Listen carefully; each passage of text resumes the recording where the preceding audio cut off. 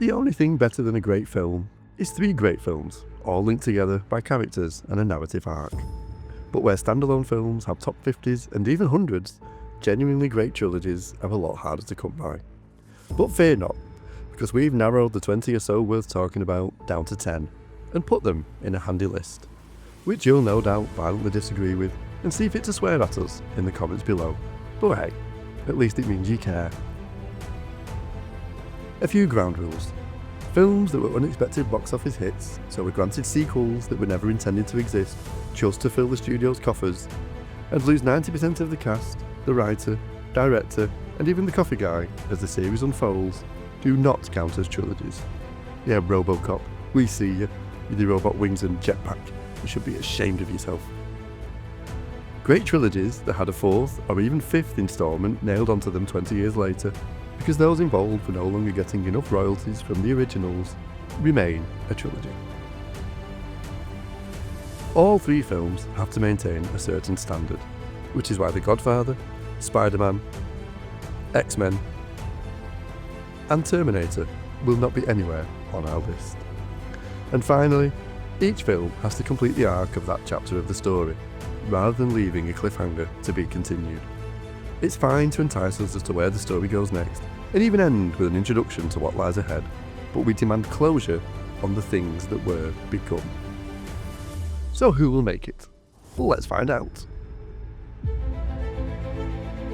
That's right, climb up off the floor, bring your jar with you, and stop throwing things at the screen long enough to listen to why Lord of the Rings is so far down the list, because it's lucky to even be here. Undoubtedly one of the greatest films of our times, and probably the best book adaptation in cinema history. But is it a trilogy, or just one huge film that had to be broken up because Netflix series hadn't yet found their place in society? There are whole chapters of the books that were shifted from one to the other when it came to the film, which was necessary and worth a treat. But if Doc and Marty McFly had headed towards enchantment under the sea dance in one scene and been in the Wild West the next, we'd all be travelling back in time to shake some sense into Robert Zemeckis. The seamless interchangeability of 20-minute scenes without anybody blinking an eye shows that Lord of the Rings is one huge adventure. I mean, let's face it, nobody gets to the end of the Fellowship and thinks, what a great film, I'm completely satisfied. You're left itchy for the next film because it asked 1,000 different questions and provided 0 answers.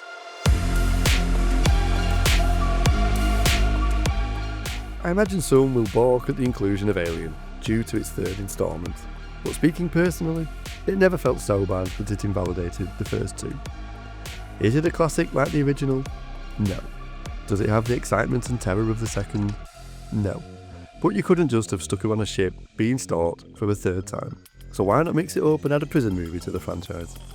Look, if you're prepared to forgive the difficulty they had killing one alien in the first film, yet could somehow battle multiple ones in the second, then it isn't that big a stretch to put on a smile in the kettle for number 3. And it did bring an end to the saga by killing Ripley once and for all. We're ignoring the 4th one's attempted revival of the franchise. A clone does not mean Ripley is alive. Look, it was either this or 50 Shades of Grey, and I do not have the energy to get that annoyed.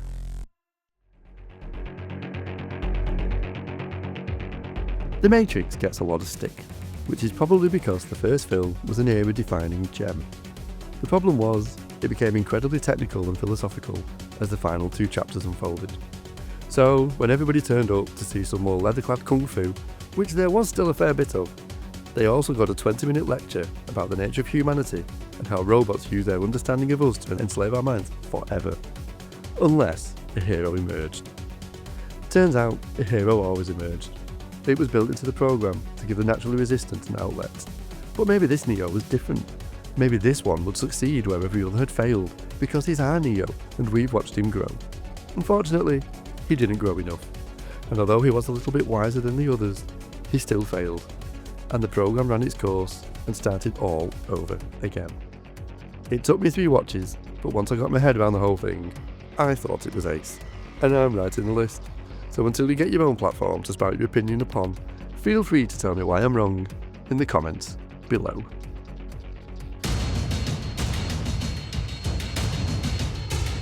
Although Die Hard was not conceived as a trilogy, each film based on a separate novel and is technically its own entity, They added enough hallmarks and continuing plot lines to brush such things aside. John McClane's eternal hangover is perhaps the most enduring. The baddies, all being related, was a simple but effective masterstroke. The ongoing divorce and relationship with his wife offered us romance without the need for a smooch every half hour. And the journalist, who we cheer every time he gets punched, gave us all a laugh and a sense of justice still existing in the world. It ticks every box, as long as we ignore the fourth film and burn the part of the brain that contains any memory of the fifth. We care about John. We want him to be happy. We want him to land safely when he leaps without looking. We wish he carried more paracetamol around with him, considering his propensity for solo drinking well into the night. I'd also suggest a Scotch egg as part of his recovery pack. We want him to win, and that's because Bruce Willis weaves the separate stories together seamlessly, which is why we salute you, John McClane, and hope you find somewhere for a quick nap very soon. Yes, we know there's a fourth, and soon to be fifth, part of the animated saga. But the trilogy is a self-contained series that has a definitive end to that chapter of life. And what a chapter it is. There's a point in everybody's childhood where they think their toys are alive, which always made me wonder about the ones who left them in the garden in the rain. And Toy Story imagined it perfectly. Luckily, I wasn't a child when this came out, because the trauma I suffered when I found out my Santa Teddy had been thrown in the bin could have turned into a midnight dig at my local landfill, followed by a hunger strike. It's funny, it's touching, it's imaginative, it inspires friendships, it acknowledges our flaws, it highlights our aspirations, it drip feeds us reality. It's just a shame Disney get to make an endless fortune out of it. Let's all agree that Indiana Jones finished for good the day they found the Holy Grail, because it makes me too sad to think about the Crystal Skull. They claim they waited 20 years for the right script to do it justice, and then gave us that. Again, let's just say everybody was hungry for payday and saw it was coming. Even with that, is there a more charming man in cinema history than Harrison Ford? After upstaging Luke in Star Wars as the mere support, Indiana Jones was his chance to be the star. And he didn't disappoint. His effortless and cheeky warmth spread throughout the franchise, giving it a sense of comedic buoyancy, which is remarkable considering it's a tale of deeply religious artifacts and the Nazis. It may even be one of those rare things amongst trilogies, where the third film is arguably the best one, although that may have been down to the genius casting of Sean Connery as his dad. Whatever the magic was, they couldn't recreate it. We're just glad the legacy had been secured before money became its driving purpose. Christopher Nolan took the comic book version of Batman and grounded it in reality. Not so real that we started to wonder if Bruce Wayne was really a do-gooder or a tax-avoiding genius, but real enough to imagine Gotham City as an actual place in the world, and real enough to confront the question of how a chauffeur-driven billionaire's son could become a rough, tough fighting machine with endless military-grade gadgets at his disposal. And whereas Spider-Man overreached with too many characters in the third instalment, Batman delightfully balances the multiple plot lines. The supporting cast is obscenely talented, particularly Heath Ledger's Joker, to the extent you forget Gary Oldman hangs around throughout it all, being as brilliant as he ever is. The action is up there with anything else in cinema. The plots are solid, the atmosphere always broody. Batman more than merits his place in the list.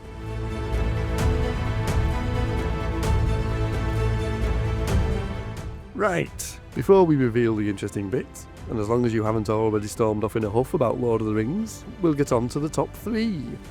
Once we've asked you to like and subscribe and all that other palaver. Anyway, on with the big boys. When a film redefines a genre, you have to sit back and pay attention. When it's hammered home with a trilogy of utter brilliance, you have to wonder what John Wayne thought he was playing at for all those years.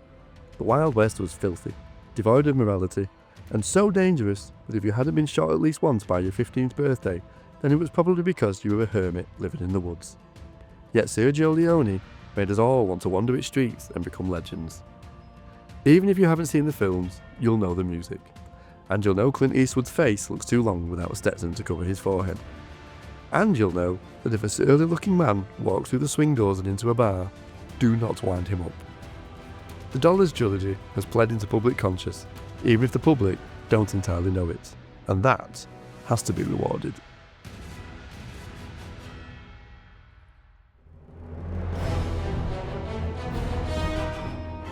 how do you beat redefining a genre? By redefining cinema, and Star Wars did just that. Not only were all 3 films awesome, but which one's the best remains a live debate. If you're cool, it was definitely Empire Strikes Back. If you were a bit younger when you saw it, the Ewoks captured your heart and parents' wallet. And if you were a traditionalist, the original will always rule. No matter where your loyalty lies, does anybody not want to be a part of the rebellion? Even when they're careering into the Death Star at 3 times the speed of sound, there's a little smirk on the pilot's face that says even this is mint. The goodies are great, the baddies are rotters, there's magic, there's lasers, there are robots that can be your buddy, there are robots that'll rip your face off, there are genuine monsters, there are spaceships, there are hovering cars. I'm starting to wonder why this isn't number 1.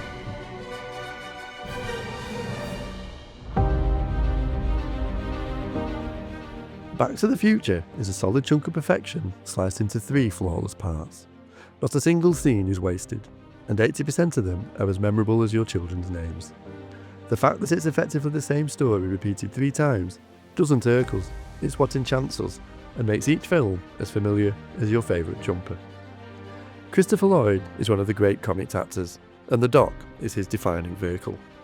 Michael J. Fox is a natural when it comes to slapstick, yet cool enough to pull off stunts that you definitely shouldn't have tried when you got home. But it was the 80s, and nobody was terrified of getting sued for inspiring idiots to be idiots. The bully gets humbled, the Doc's perceived insanity gets proved to be genius. The guy gets the girl gets the guy, before stopping and only dabbling with incest rather than fully indulging. The car's the coolest thing anybody in the UK had ever seen. The doors open upwards, what a thing! There's time travel, there are running jokes, there's an entire western that's up there with the best. We defy you to tell us why it doesn't deserve to be number 1, and no doubt, you will.